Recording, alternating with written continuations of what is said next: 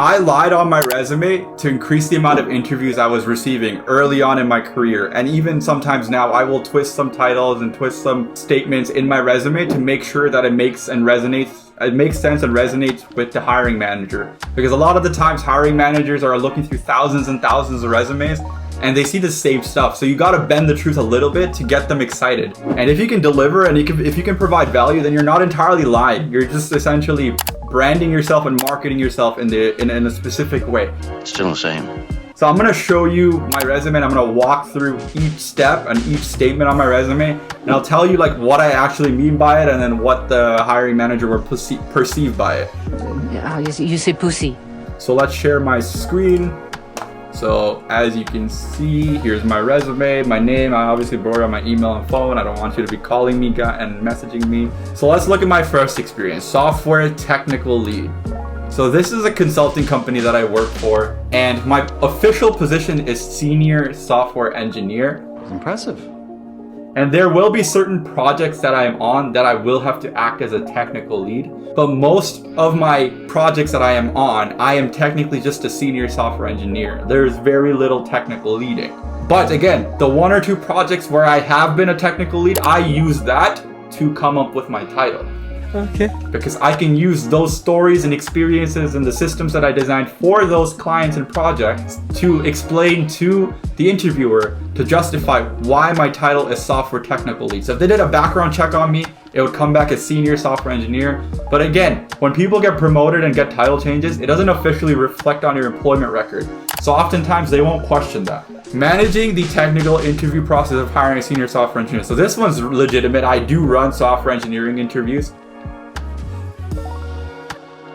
I would say like that's truthful. A lead solutioning and implementation of projects from design to MVP. So this is probably like one or two projects out of like the 6 or 7 that I've worked on. And I can give actual stories where I led a project from scratch to MVP. Now, if I answer this truthfully and say I'm doing this on if I answer this truthfully and say I'm only doing this at a 2 out of 7 project, obviously then my official title is going to be senior software engineer, and they're going to be more like concerned or cautious. But I don't tell them about the other projects I'm on. I don't tell them about the other projects where I'm actually just sitting and writing code. I only highlight the 1 or 2 projects that will make them go wow.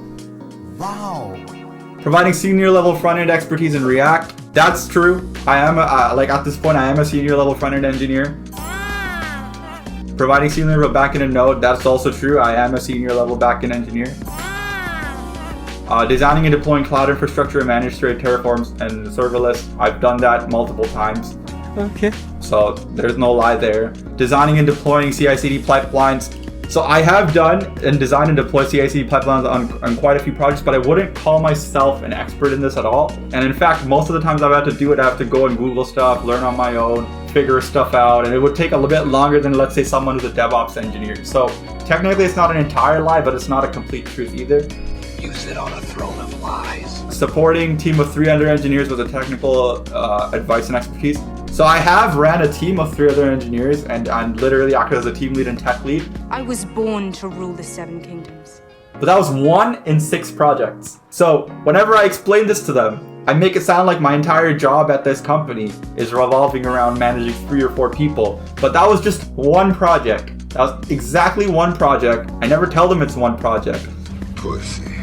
But again, bending the truth a little bit, only telling them what they need to hear so that you don't have to give them more information than they need. And AWS Cloud Services, some of these ones I have literally used for like a 30 minutes. Literally spun up 1 instance of like, I don't know, API gateway, that's it, never came back to it. Cognito Lambda I use a lot, but CloudFront, like I literally set up 1 CDN maybe. It's like, but I brought them up on my resume. The reason is why, because a lot of people think these tools are hard to use, especially non-technical hiring managers. When they hear CloudWatch, CloudFront, SNS, Cognito, Lambda, That is not true! they think these tools are very hard and complicated to learn, so they want to look for that on resumes. So I use that to A, go through ATS services, and B, also wow the hiring managers, because they'll see all these technologies. Some of them I've only used for a split second, and they'll be interested. But the caveat being, I can answer any question for these tools. Like if someone asks me what CloudFront is, why we would use it, I can give them a detailed answer. I don't think so. The reason is because I studied AWS tools and services, and I've used AWS enough at this point. I don't need to use all their tools, but I've used it enough to be able to tell you a high level of each service, even if I haven't used that service directly. Does that make sense? No. So then we go down, software engineer level 2. This isn't my updated resume. This one, I think now I put a senior software engineer. Because levels are subjective. Like, it really is. Like, and also levels don't show up in your employment record. It just shows up as software engineer or senior software engineer. So just say senior, junior, whatever. It doesn't matter. Levels are not really a big deal. But yeah, managed a 8-week project of 4 people from start to finish. Honestly, if I were to go back and change this part of my resume, I would just say I managed 4 people on multiple projects start to finish. I wouldn't tell them that it was an 8-week project, because I've been at this company for 8 months. So 8 weeks is only 2 months. So 2 out of this 8 months, I actually managed the team. What about the remaining 6 months? I don't give a shit. They don't need to know what I did the remaining 6 months. They just need to know that I managed a team of 4 people. That's it. Running retrospectives to ensure concerns are addressed. So I was helping the team lead out, and I was running some of his meetings for him. Part of it was because I wanted to learn, but part of it was also because like he wanted to delegate some of his work to free up his time. And this was an example of one of them. And yeah, I mean, like, I just put it on my resume. Like, I technically did run retrospect, and I was technically acting as, like, not acting as a team lead, but I was doing some of the work that a team lead does. Oh, good for you! So, again, you highlight these things. You don't have to tell them the entire story. You don't have to tell them that the team lead delegated work. Just say you did it. Yeah, you were good and you did it. Work with CloudFormation, Django. CloudFormation, I would not say I'm good at all. But, again, I've worked with it. So, twisting the words. Terraform I've used quite extensively. I'm quite comfortable at, so I'm not entirely lying about that. Work extensively with Django, REST framework, React, Redux. Again, yeah, I've worked with both of these extensively. I wouldn't call myself an expert in any means, but again, I can answer any questions confidently. So as long as you can do that, you're pretty much an expert to any non-technical hiring manager. I don't think so. And then again, Sentry, Datadog, CloudWatch, I've used stuff here and there. A lot of the services I've used maybe like once or twice, maybe one interaction. But again, I put them on my resume to get past the ATS system, to excite the hiring managers and move forward. And yeah, I mean, it's like you'll see pretty much of a repeat of most of that throughout the resume.